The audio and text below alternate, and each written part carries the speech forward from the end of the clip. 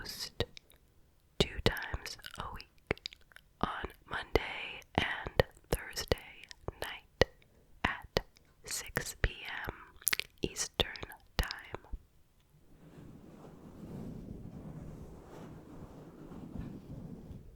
Please use headphones if you would like to hear the gentle mic brushing.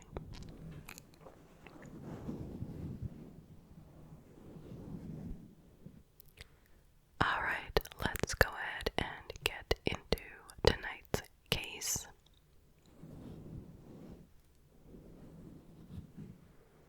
Of course, this is another horrific and insane story, as they always seem to be on this channel. So, to start, I'm going to ask you, have you seen the movie Jennifer's Body? If you have not, it was a 2009 horror movie starring Megan Fox,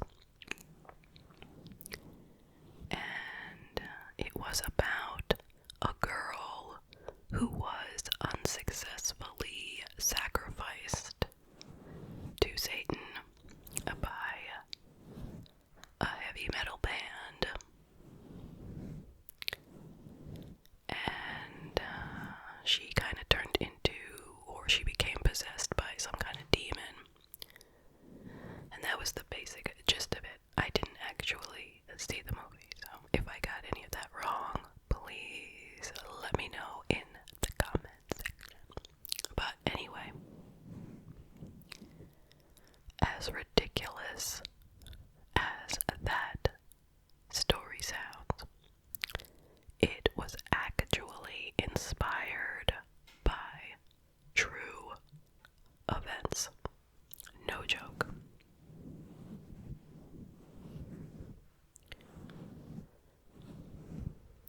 And that is the case that we are about to discuss. So, let's talk about Elyse Pahler. She was a beautiful girl, born in 1980 and grew up in a town called Arroyo Grande, California. She was the oldest of 4 siblings, and she had 2 loving parents. And they were a happy family, and she had a happy childhood. She was doing all the things that active and normal children do. She was playing sports, she was doing art, she was extremely sociable, she was active in the church choir, and she had dreams of becoming an actress one day.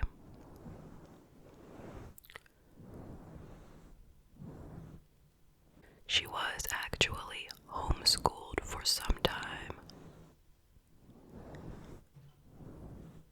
but she went to public high school.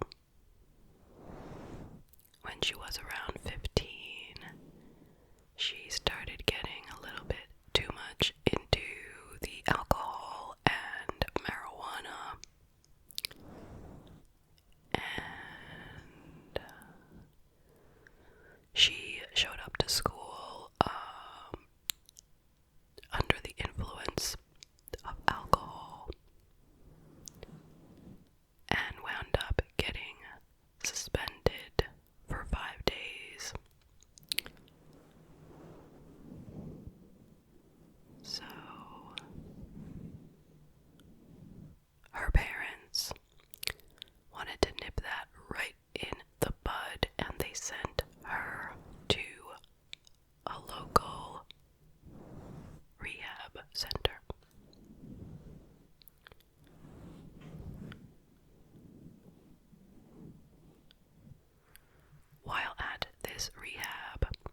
she ran into this boy who went to her high school. His name was Jacob Delashmud, and he was a year older than her. They weren't friends in school, but I guess they, bonded in the sense that they recognized each other.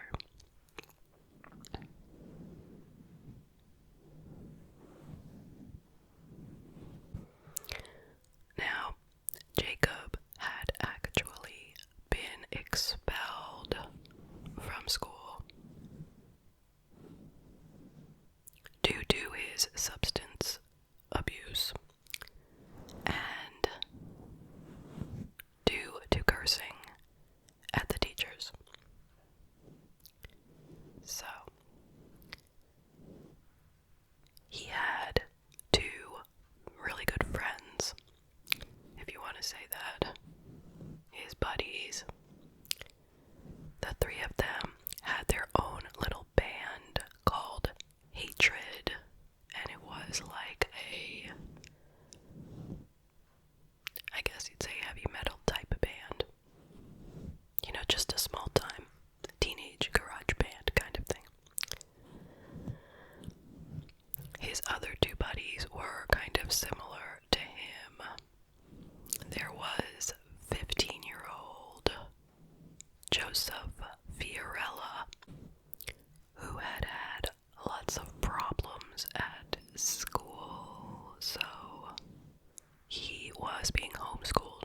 If he was really being homeschooled at all, I doubt it, but that's what they say. And there was 17-year-old Casey Royce, the oldest of the three. He had been expelled from school and was attending a continuation school. So the three of them, not only did they share this band together, but they were big time into using drugs such as meth, LSD, marijuana, and alcohol. And they were known around town as, kind of like a bad group of troubled boys. Anyway, Joseph, the youngest in the band, he had become very into Satan worshipping. And by the way, their band was highly influenced by the death metal group Slayer. Okay. So they were all into Slayer, which is a really, really hardcore band. Which also, speaks a lot to Satanism. So, as I was saying, Joseph was really into that, and he was the one who was really studying up on the topic. And he said to the other two boys, hey, I think we should sacrifice a virgin to Satan.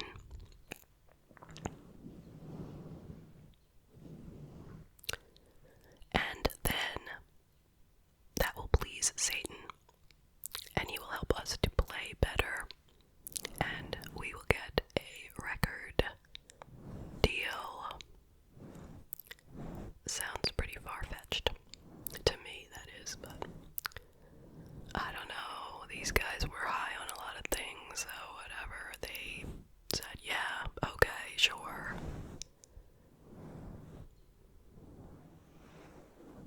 Let's listen to the youngest kid in the group, yeah. He knows what's what.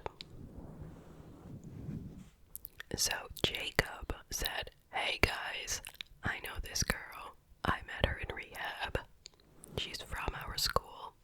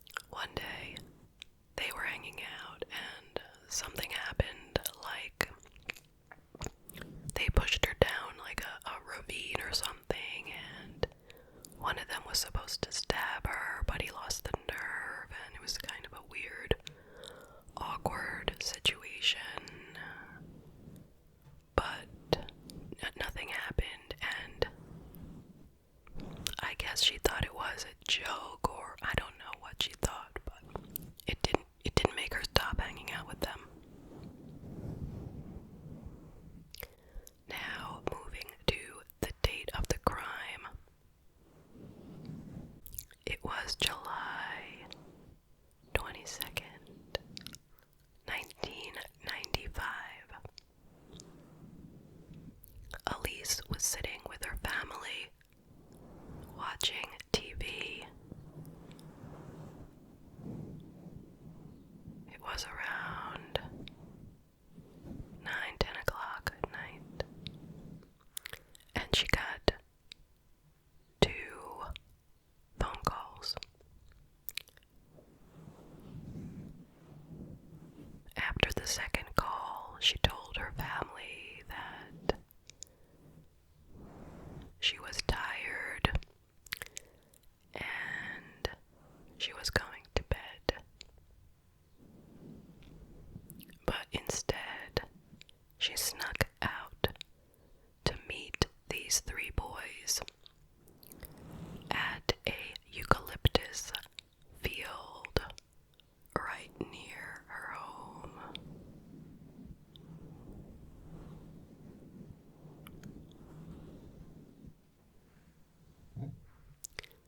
The next morning, the parents realized that Elyse was not there, and they called the police. But they told the police that she had snuck out before, and she did have a history of substance abuse. But she had never been missing, she had always come back by the next morning. Well, they decided she was a runaway.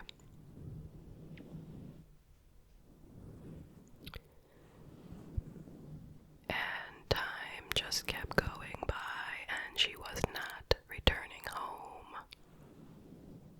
Tips were coming in, people who said they had seen her here or there.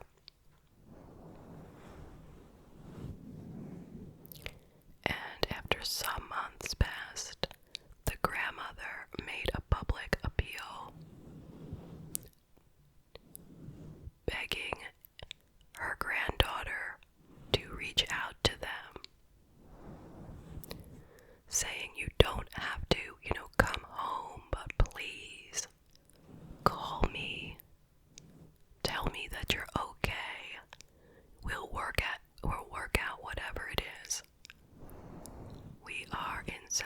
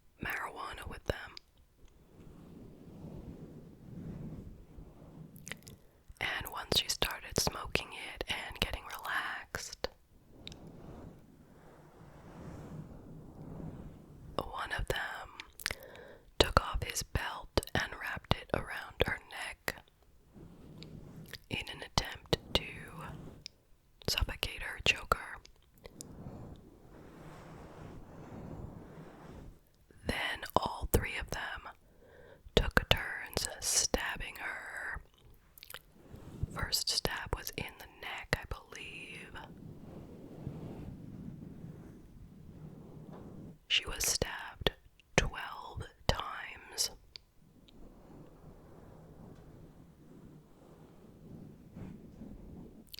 But she just kept hanging on.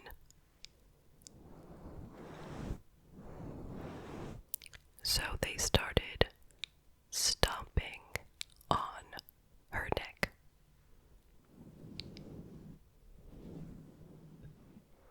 Ultimately, what killed her was none of these things in particular. It was blood loss, which was kind of a slow process, and just hearing that, she had to have been suffering for, too long, if that is how she went. But once they felt that she was deceased, which she may not have actually been, they started taking turns with her body, if you know what I mean. And then they left her there, and nobody found her. It was only a quarter-mile away from her house.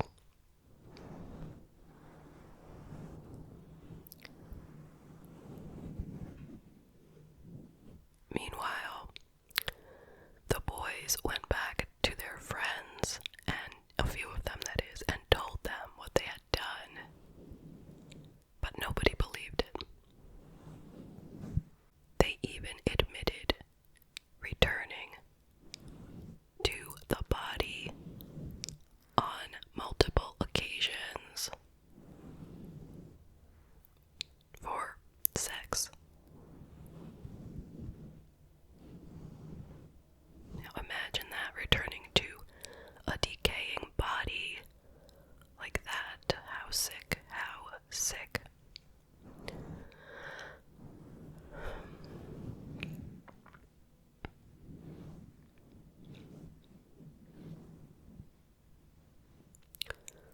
So, they were all arrested, and were all to be tried as adults.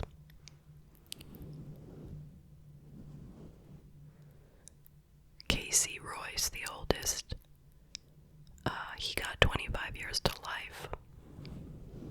I believe the other two got 26 years to life. Probably because Casey is the one who, came forward with the information. That's why he got 1 year less. I don't know.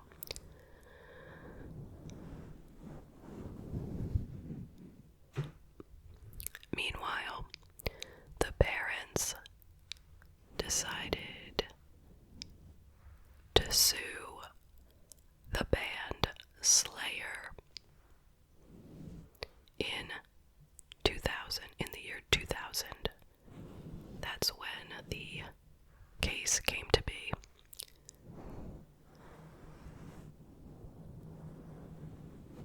They blamed Slayer for writing songs that inspired these kids to kill. They claimed that the songs instructed them on what to do.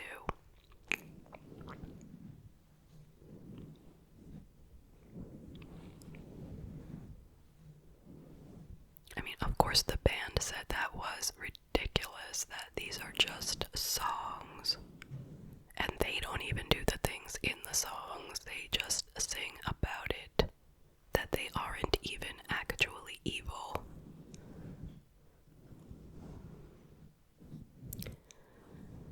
And the case was dismissed because the judge said, well, number one, the songs are protected by the First Amendment.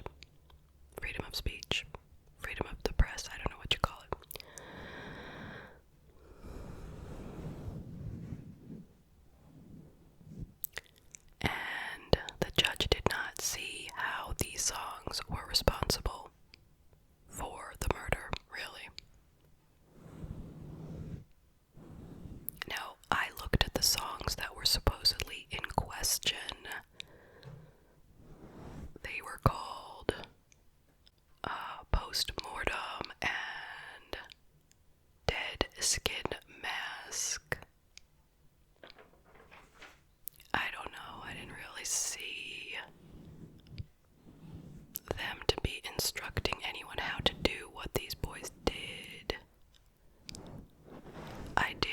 song called 213, or 213, which did sing about kind of doing things with a corpse, if you know what I mean. You could go check out the lyrics. I don't want to really get into them. That one seemed a little more disturbing, but still. Who listens to songs and does what they say, you know? That is not, that's like saying I watched a murder movie and I went out and murdered somebody and now I'm going to sue the movie, you know? I mean, I understand the parents were really, really, really in so much pain and angry at anyone that they could be angry with. But in truth, although these songs are despicable and should not exist, they really can't be held accountable. That's just what I have to say about it. But anyway, so that was the end of that lawsuit.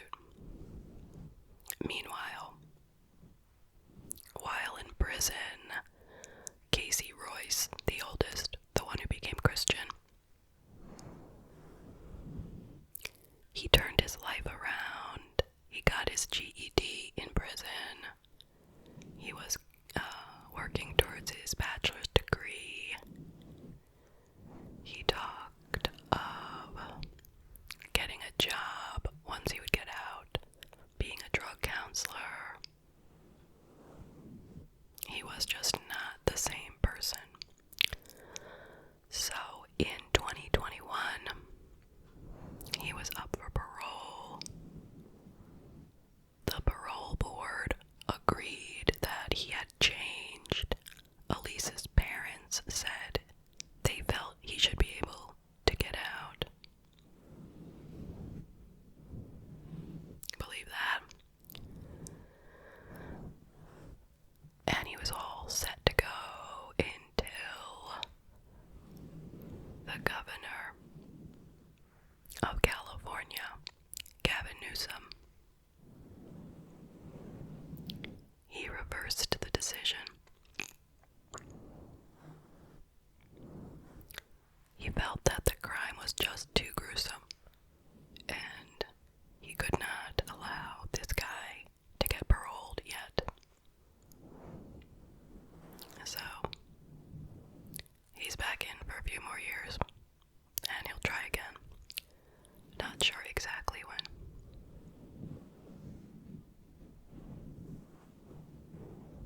The other two are up for parole. One of them will be later this year, and the other one in 2024. And I'm imagining that similar fates will come to them.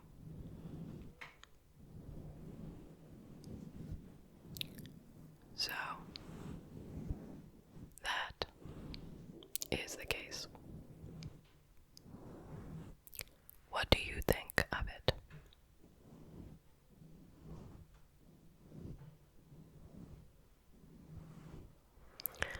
Of course, I'll tell you what I think after I say how sorry I am for the family.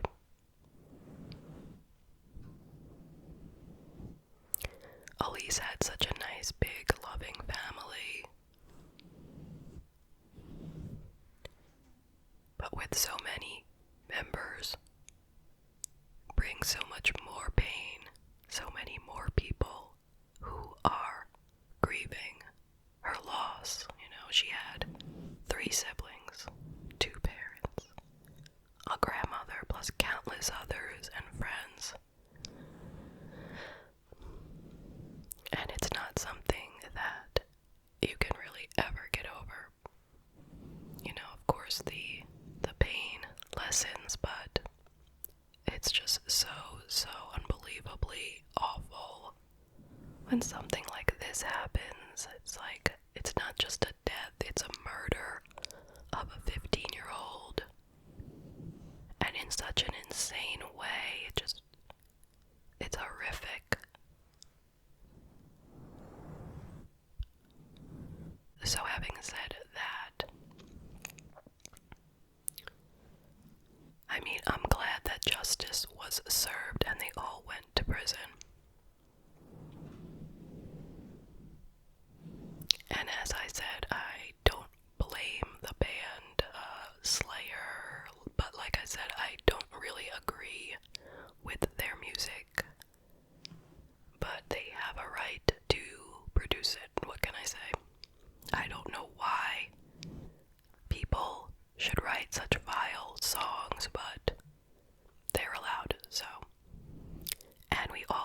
personal responsibility in regards to what we do.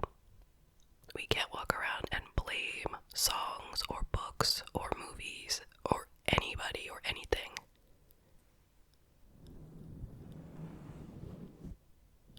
That will never be an excuse, but it's not as if they tried to use that excuse to get off as innocent, you know. They just explained that was what inspired them.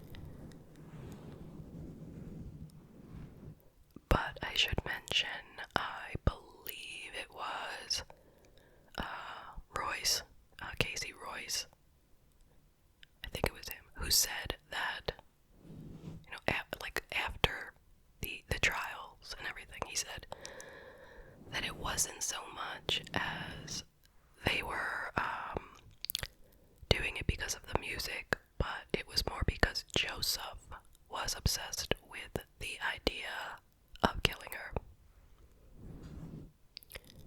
Why the other two went along with it, I don't know. Could they really have believed that this would help their music career? I mean, like I mentioned, they were basically strung out on drugs, serious drugs. So that can explain why their brains were not working too well. Plus, they were already very troubled to begin with. So, it's just, I don't have too many more words to explain how awful the scenario is, but you get it.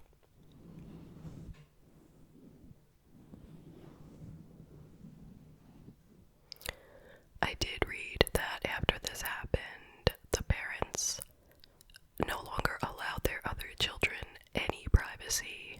Like, they had to know what they were texting, what they were doing online, who they were going out with, who they were on the phone with, you know, everything.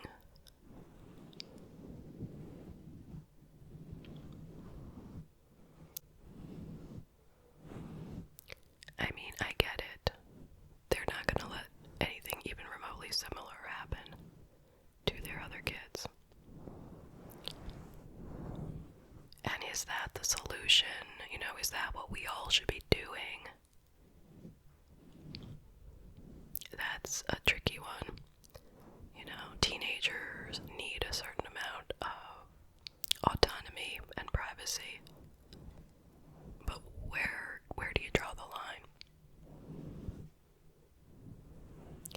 I mean, I'm not gonna tell anyone how to raise their kids. But for me, I couldn't expect to read my kids' texts. I feel like that's an invasion of privacy.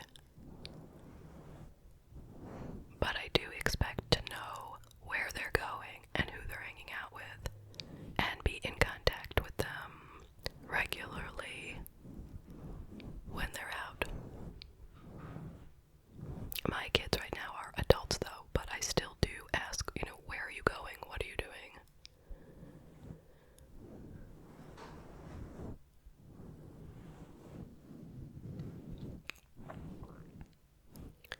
But in truth, nobody would expect anything like this to ever happen to their child. And let's not get it twisted. This is rare, you know, super rare, luckily. But we still do need to be aware of, you know, bad people out there.